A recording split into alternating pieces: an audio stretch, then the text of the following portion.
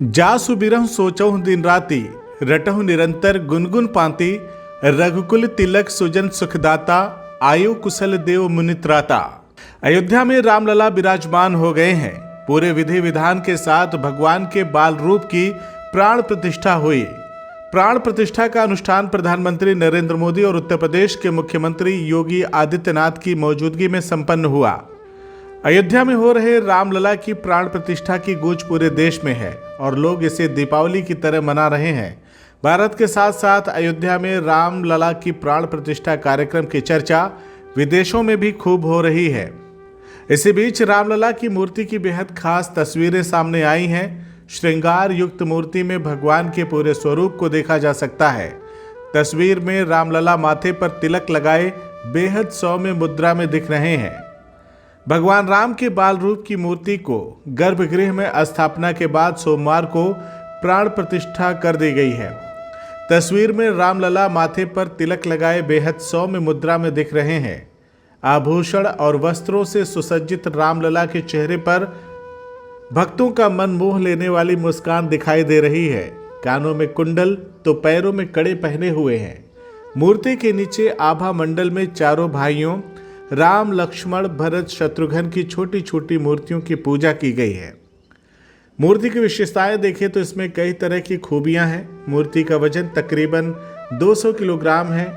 इसकी कुल ऊंचाई 4.24 फीट जबकि चौड़ाई 3 फीट है। कमल दल पर खड़ी मुद्रा में मूर्ति, हाथ में तीर और धनुष है। कृष्ण शैली में मूर्ति बनाई गई है।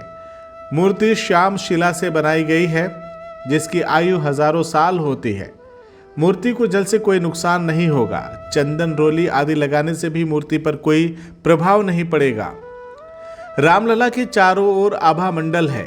मूर्ति के ऊपर स्वास्तिक, ओम, चक्र, गदा, सूर्य भगवान विराजमान हैं। श्री राम की भुजाएं घुटनों तक लंबी हैं। मस्तक सुंदर, आंखें बड़ी और ललाट भव्य हैं। भगवान राम का दाहिना हाथ आशीर्वाद की मुद्रा में है। मूर्ति में भगवान विष्णु के 10 अवतार दिखाई दे रहे हैं।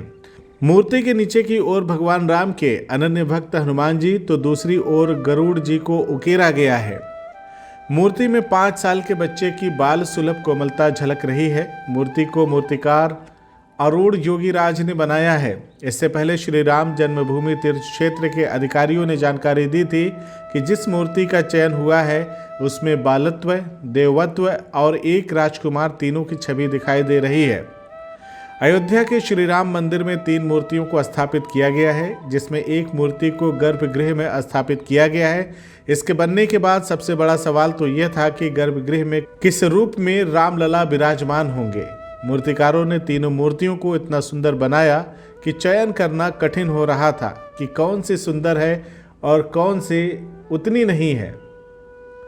अंततः बाल रूप वाली मूर्ति को राम मंदिर के गर्भगृह में विराजने का फैसला लिया गया। राम को परिभाषित करते हुए ऋषियों ने कहा है, रमन्ते यस्मिन् इति रामः, अर्थात जिसमें रम जाए वही राम है। राम लोक की स्मृतियों में, पर्वत से लेकर परंपराओं में सर्वत्र समाये हुए हैं। हर युग में लोगों ने राम को जिया है। हर युग में लोगों ने अपने अपने शब्दों में अपनी अपनी तरह से राम को अभिव्यक्त किया है और ये राम रस जीवन प्रवाह की तरह निरंतर बहता रहता है। प्राचीन काल से भारत के हर कोने के लोग राम रस का आचमन करते रहे हैं। राम कथा असीम है और रामायण भी अनंत है। राम के आदर्श, राम के मूल्य, राम की शिक्षाएं सब जगह एक समान है। CIB इंडिया न्यूज की सभी खबरों को देखने के लिए लाल रंग की बटन को दबाकर चैनल को सब्सक्राइब जरूर करें, घंटी जरूर दबाएं ताकि हमारी सभी खबरों के नोटिफिकेशंस आप तक पहुंचते रहें।